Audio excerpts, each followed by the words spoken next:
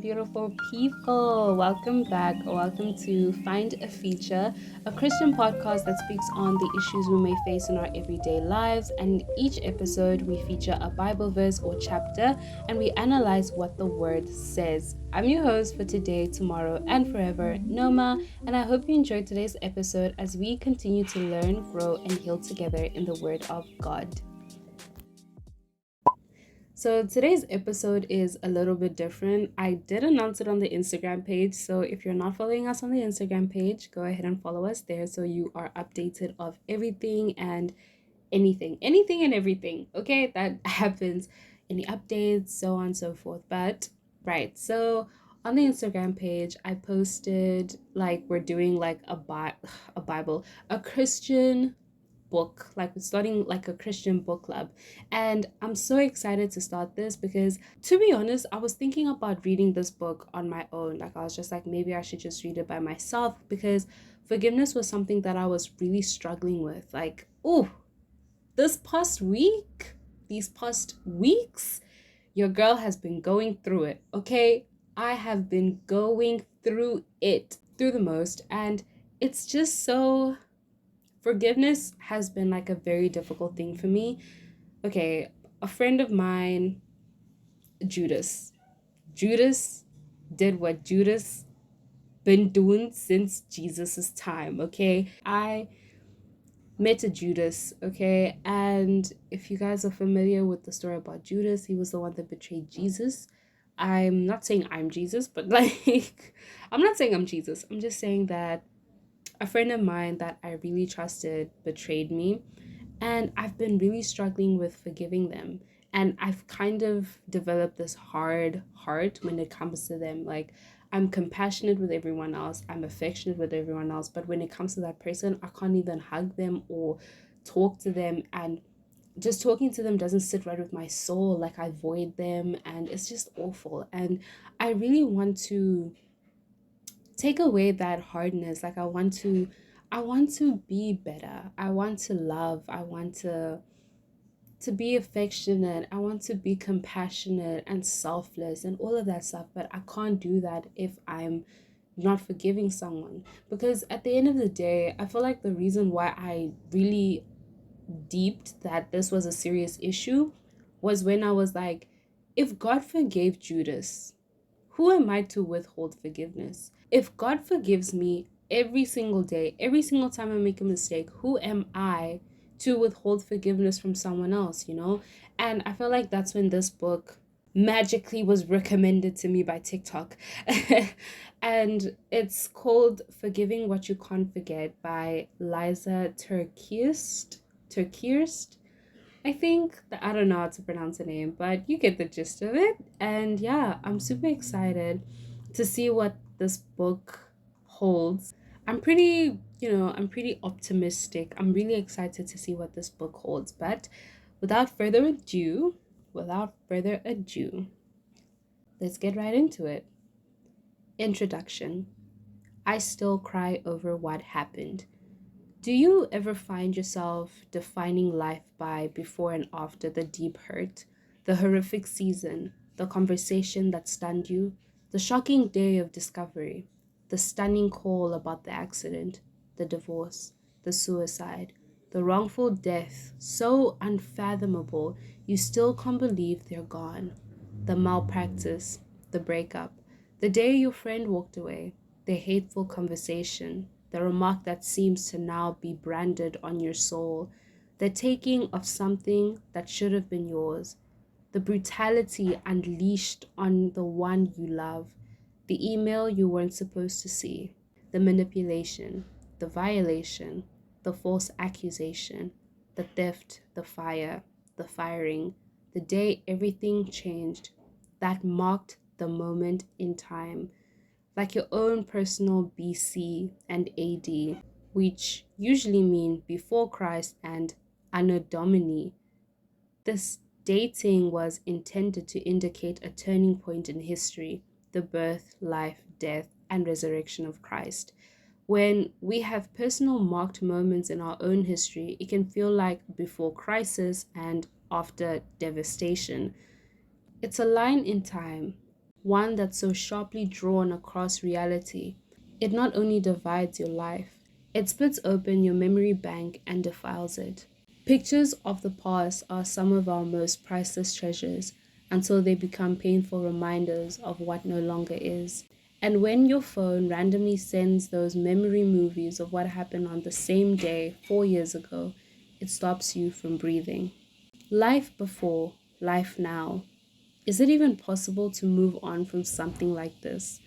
Is it even possible to create a life that's beautiful again? Some parts of what you loved about your life exploded in that moment and marked you with this unwanted reference point of before and after. Grief is devastating, no matter how it comes. But when there's a person or people whose choices stuck the match igniting the grief, it's only natural to clench your jaw when you think about what happened.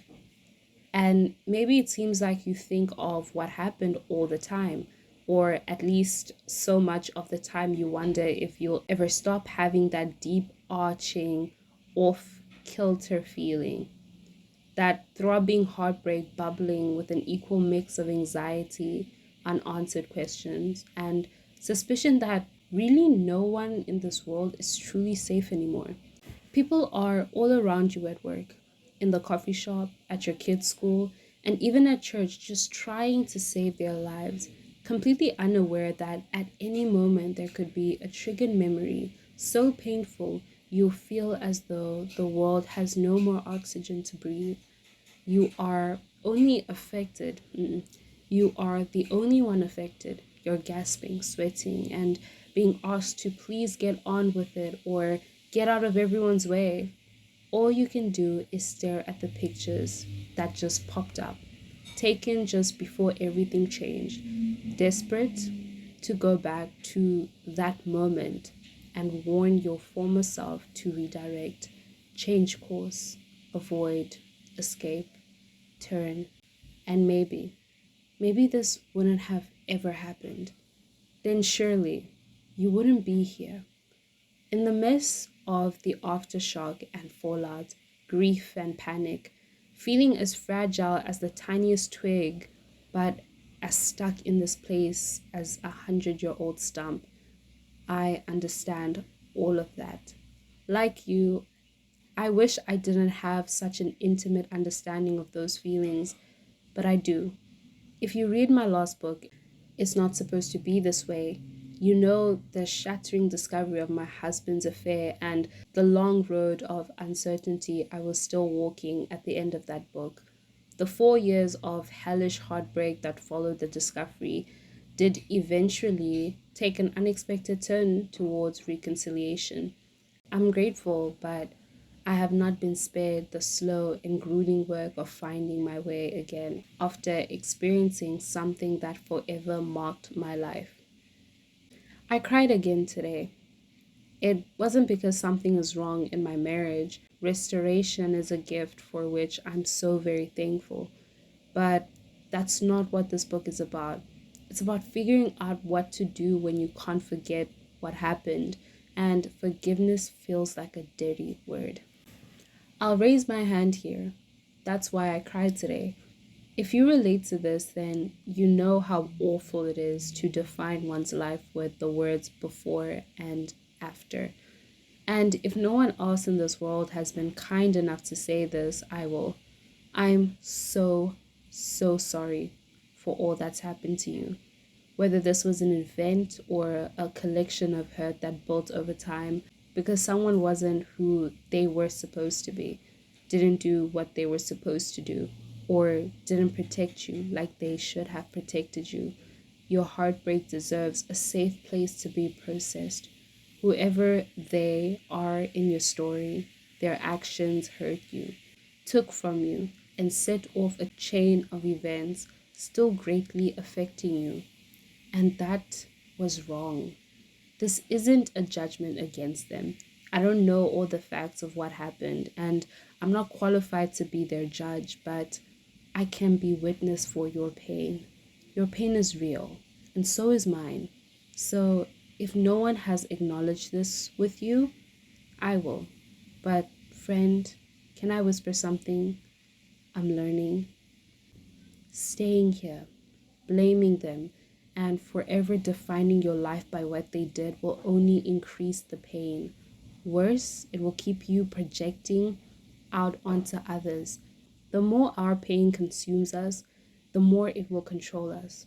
And sadly, it's those who least deserve to be hurt whom our unresolved pain will hurt the most. That person or people, they've caused enough pain for you, for me, and for those around us. There's been enough damage done. They've taken enough. You don't have to hand over what was precious and priceless to you and deem all the memories as hurtful. You get to decide how you move forward. A few years ago, when my marriage imploded, I didn't think I had a say so in keeping memories that were precious to me. I thought my marriage was over. Therefore, my life had to be edited both going forward and backward. I went through the entire house and removed all the pictures of us. I packed up some of my most favorite family mementos. I tried to untangle my life from anything that reminded me of what once was because, well, I didn't know what else to do. But completely sterilizing myself from the physical presence of reminders didn't remove the pain. You can't edit reality to try and force healing. You can't fake yourself into being okay with what happened, but you can decide that the one who hurt you doesn't get to decide what to do with your memories.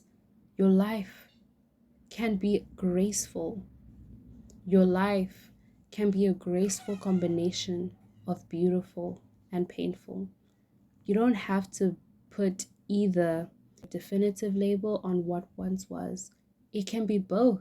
And maybe that's part of what's hard about moving on, letting go. But what if it's impossible to let go of what we must, but still carry with us what is beautiful and meaningful and true to us? And maybe this less severe version of moving on is what will ease us to a place of forgiveness. There has been enough trauma, so because I don't want anything else ripped or stripped away, I need to decide what stays and what goes. This is what I need. This is what I want. I want to look at my wedding album with joy again. Even though an affair would be the eventful, horrific reality for us, that day was still real and beautiful and completely worth treasuring. I want to remember that vacation we took, that we all loved without zeroing in on the fact that it's also when I didn't know what was going on. We were still making incredible memories full of laughter, sharing inside jokes, crazy competitive games, silly dances, and long dinner conversations. It was real and it was lovely, and I'm not willing to deny what I authentically experienced. I want to look at that Christmas card we sent, with all of us dressed up and smiling, and not cringe, feeling like a fool or a fake. A family closeness we captured that day was real and so precious and completely true to me. I want this for you too. However, this translates within the context of your pain. Those pictures, those memories, those times of togetherness, if they were a joy to you, they're yours to keep. Other memories that are excruciatingly painful are yours to release. And those that are tangle of both are yours to sort out into piles of keep and toss. It is necessary for you to not let pain rewrite your memories, and it's absolutely necessary not to let pain ruin your future.